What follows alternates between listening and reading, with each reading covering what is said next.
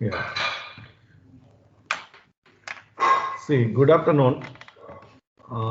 We have just finished the last class. What is part of dynamics called kinematics of rigid bodies, right? So today we are going to start with the other part of dynamics called kinetics of rigid bodies.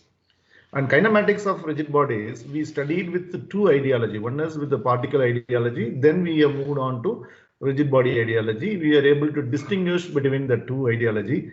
In particle ideology, we had only the effect called translation, whereas in rigid body ideology, we were able to see the unbalanced system of forces and unbalanced system of moments. Both are existing, so that you can have an additional effect to the translation, maybe rotation or simultaneous translation and rotation together.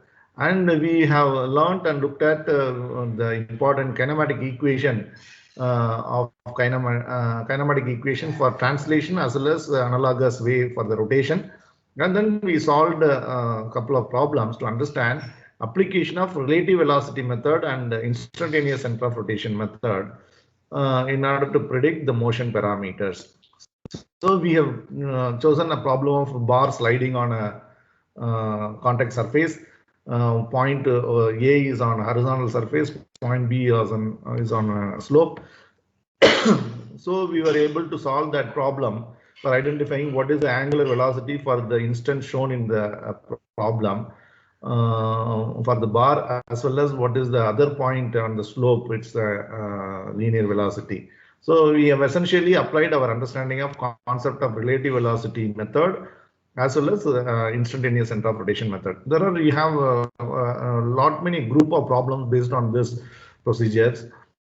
We have finished this part of kinematics, and today evening you have your quiz for testing your understanding of kinematics part.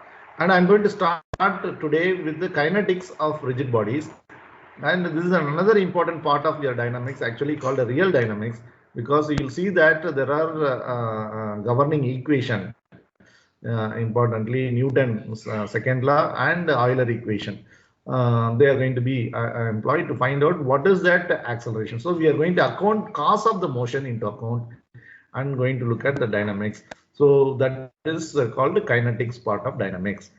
In kinematics, we do not bother about the cause. We only look at the motion geometry, knowing the motion parameters.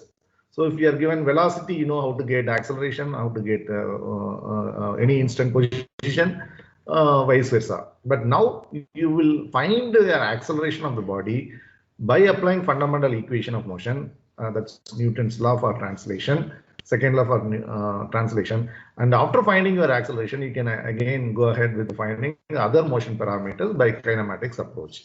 So first step, kinematics help you to relate the motion.